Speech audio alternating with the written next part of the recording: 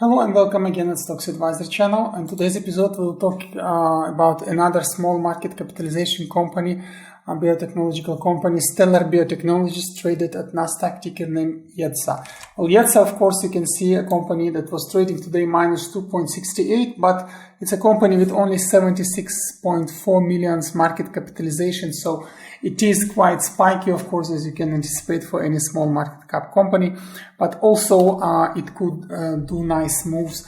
Overall, why it's very interesting stock? Because it has its trading range for the half year being quite stable between 9 and 420, which makes it a rather relatively safe way to trade if you know how to trade and how to enter. So overall, you could see that within this channel, especially if you would enter at the lower levels of it, you could eventually end up with a profitable trade. So the channel R1, R2 is quite nice. And since now we're in the middle of the channel and moving average 20 is on the top, just trying to make a magic cross down, it might little bit cause the price to decline slightly, and there you can enter and make a profit. So let's do a quick analysis here with the levels, understanding how to enter. So as always, we have three moving averages. Here on the left, you see their legends. These are moving averages 20, 50, and 200, being green, blue, and red line correspondingly. So if you look here on the right, you can see that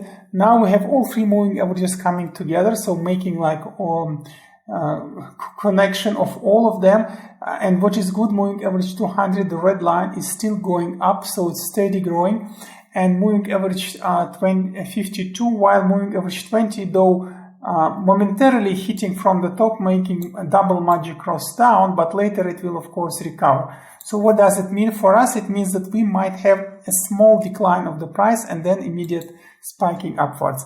The same is confirmed with MACD. If you look, it's just in the middle, so could be still spiking a little bit down and then upwards. MACD histogram, if you look here, after making not really symmetrical downwards bigger wave, is kind of recovering, but it's recovering at the end with this kind of convex move, meaning that second derivative is actually smaller than zero. In this case, it means it's a decelerated recovery, meaning that we still might do another small wave downwards and only then going up. Again, let's say confirming or supporting, more correctly to say, supporting consideration that still it might be some volatility here. So with this being said, of course, the best level to trade and to enter therefore would be in the middle of the channel. Also, this is very clearly formed volatility level.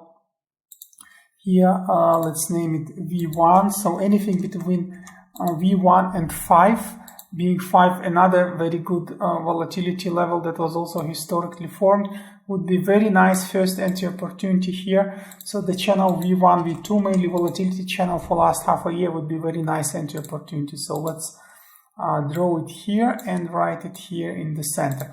So it will be between 5 and 550, the first way to enter. And then if spike is taking place upwards, if we go higher all the way to R1, you could still wait, of course, until R1 if you like, but you can see here in the vicinity of 7 kind of resist is being formed, and actually this could be also slightly declining resist level or even just a flat one, so it's still difficult to say. But anyway, this line, let's name it R3, could be very strong momentarily resist, and especially for those who trade daily, it may be a good moment to exit, because then you will make your 10 to 15% profit, and that's also that we advise to stop your profit, let's say, take your profit and enjoy, and then do either re-enter then or just check other opportunities. So that's our profit target always at our trades. We also trade like that. Therefore, once it's there, you can make it.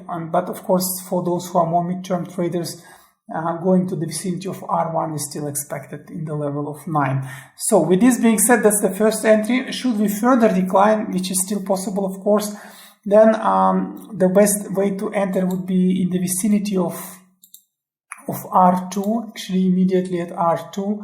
And there, if you look, it would be actually a little bit here. You can say the level to enter with this will be something between of 320 to 350.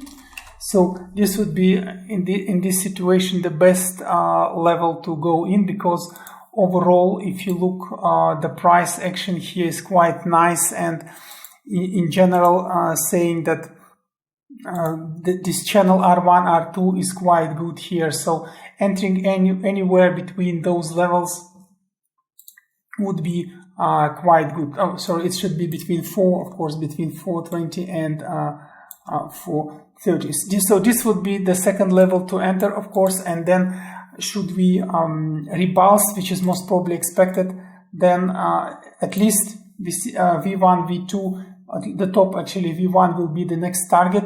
But again, once you have 10 to 15% profit, you just can take it and enjoy. And what's next? Well, it's quite simple. It's only 2 portions play in this case, because it's not expected that the price will really go lower, since for last half a year there were no this action and you don't see any at the moment. So only some negative catalysts, of course, could do this, but for the moment, even if happening, it's not really expected that the price would really decline momentarily to those low levels. So you could just do it, quickly play here with 3 portions. And what does it mean? It means that you can buy with strategy 1, 2. So the funds you would like to play here, you can split in 3. Then you can buy with 1 portion in the first circle, and with 2 portions you can average down in the second. But again, all this is with the profit taking from 10 to 15%. This is really important. Never keep too long. Don't be too greedy. Don't stay too long. If you stay too long, it could expire as a good position and then you can lose your money. So 10 to 15%, take it, enjoy it, and then check other opportunities. So this is the numerical card. If you are more for graphical representation, you could look here on the right side. With this being said, that's all for EDSA at the moment. Quite nice stock for short-term trade. For mid-term, you still need to watch, but R1 will be the target there. So good luck with it, and see you at another episodes of Stocks Advisor channel.